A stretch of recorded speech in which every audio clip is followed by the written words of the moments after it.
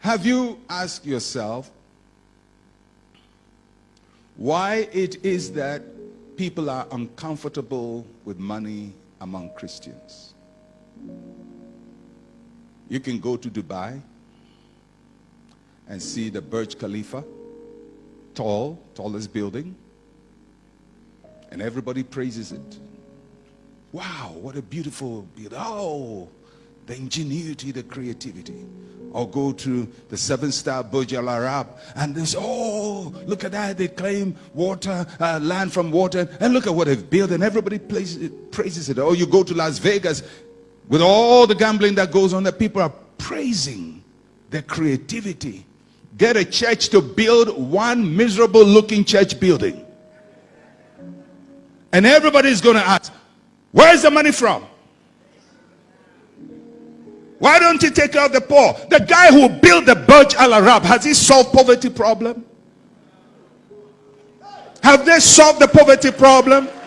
The wealth in this world, has it solved the poverty problem? How come nobody says they should solve poverty before they build? But the church must solve poverty before it builds. It is a lie from the devil. And there are Christians who buy into that lie. There are poor people in the world. Pastor, we have to spend our money wisely. Go tell the guy who built the tallest building in the world to spend his money wisely. One footballer is paid $100 million. One footballer, he's not even 50 years old, in his 20s, is earning more than all the churches in the country. And everybody says that's talent. And they clap for him. And let one pastor buy something. And they say, well, where are the poor? Well, but the guy who is paid $100 million for playing in a football league, where does their money come from? From the people who buy tickets and watch him. Are they rich?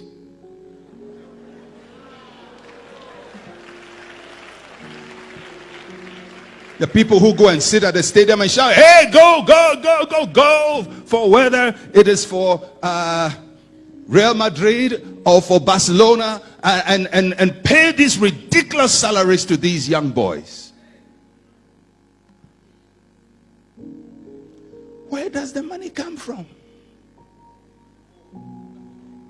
The poor fans. Some of you are here, the poor fans.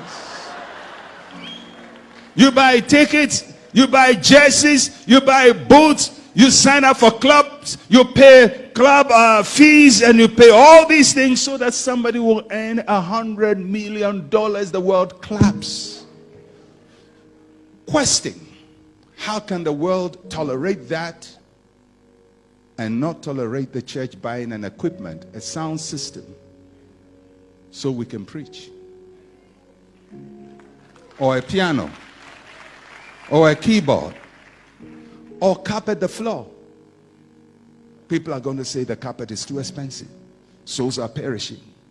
It is an agenda to put the church on the defensive and the church to be apologetic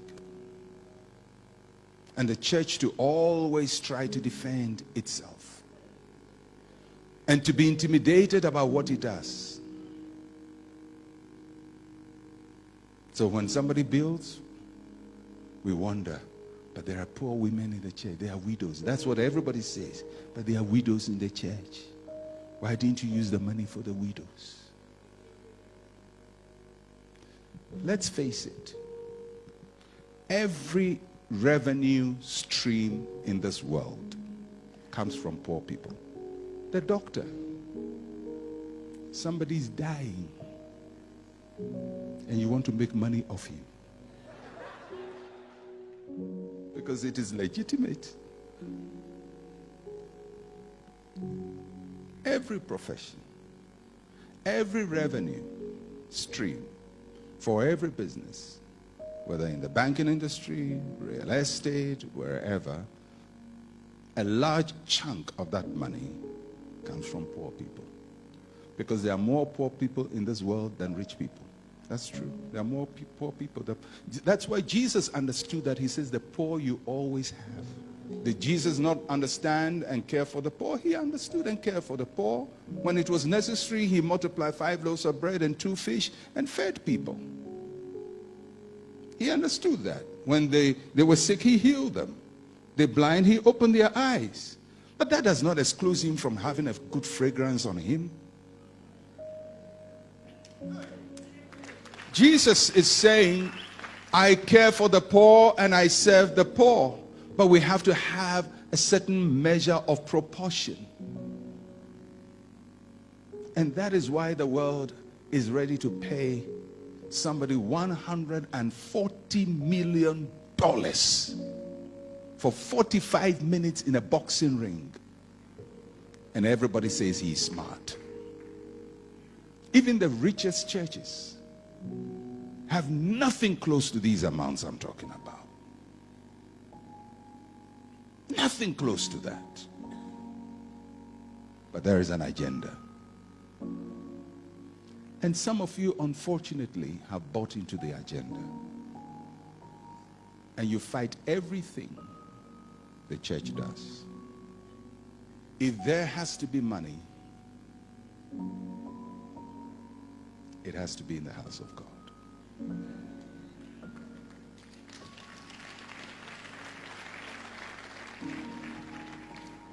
I believe in accountability. I believe in pastors not living extravagantly. I believe that we have to be good stewards of the resources that God gives to us. I believe there has to be value for money.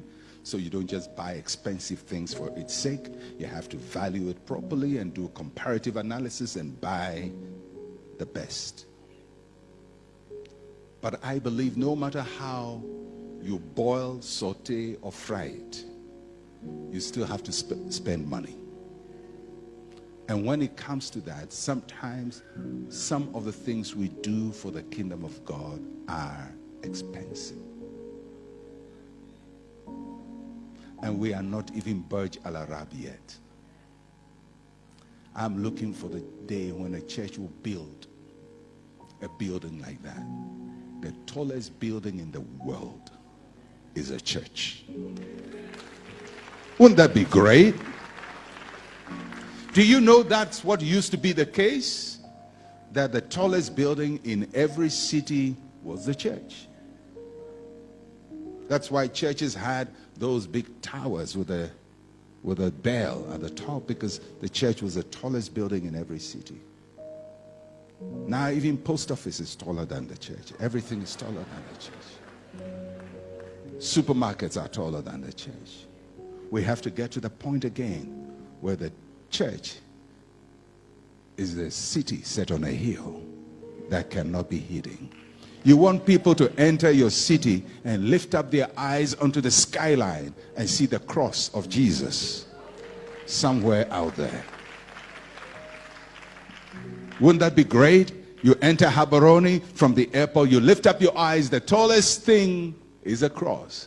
What church is that? Bible Life.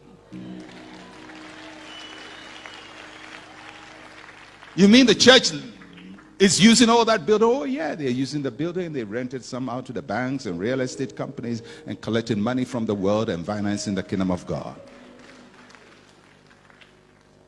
That's the church. People want the church to go smaller and smaller and smaller and smaller. Of late, there's been a lot of bashing against doctrines in the church, like tithing and giving and so on, and people on social media. I think they mean well. I think they intend to correct some things they perceive to be wrong, and I understand their point of view and where they are coming from. But I think what we have to be more mindful of is, at the end of the day, is what we are doing building the church or destroying the church. The church is not stronger when its power is taken from it. The church has to have the resources to do the work that God has committed to it.